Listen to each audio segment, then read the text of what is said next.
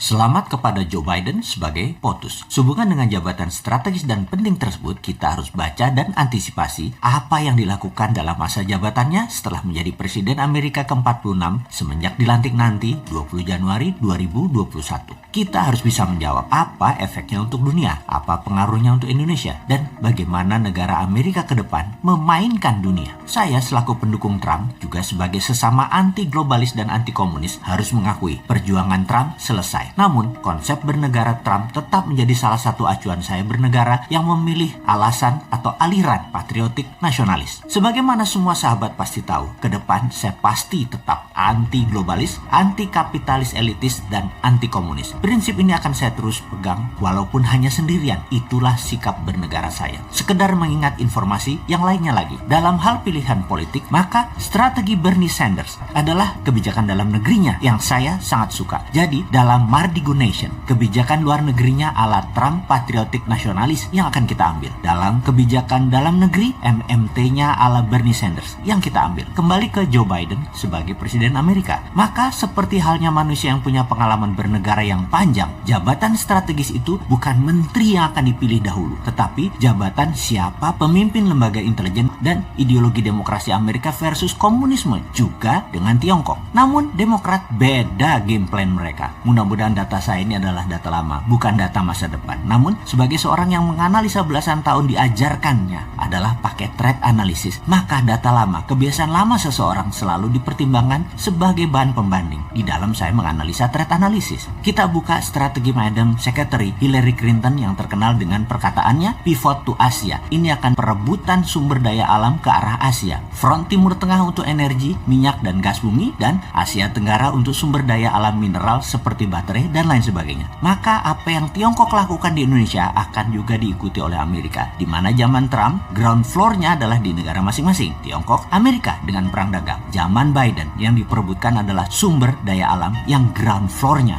bisa-bisa negara penghasil. Perangnya kalau minyak bumi, ya darderdornya di Timur Tengah. Maka sumber daya alam mineral, non-fossil oil, jangan-jangan darderdornya di Indonesia. Ini harus distrategikan. Ini harus dibuat counter insurgensinya. Cara tekan Indonesia, yaitu dengan Papua dan GAM dimainkan lagi oleh mereka. Ini cara klasik Demokrat. Sehubungan dengan hal ini, sengaja kita buka ke publik informasi seperti ini agar bernegara kita bisa melihat sisi lain, sisi ancaman. Jadi, wahai pejabat, pastikan kebijakan Anda menguntungkan rakyat dan membuat negara Indonesia selalu utuh. Hati-hati dengan shadow-nya Biden, Partai Demokrat tersebut. Jangan sampai pada bingung terus nanti minta bosman jadi wamennya Menhan. Kan ora cocok, Cak.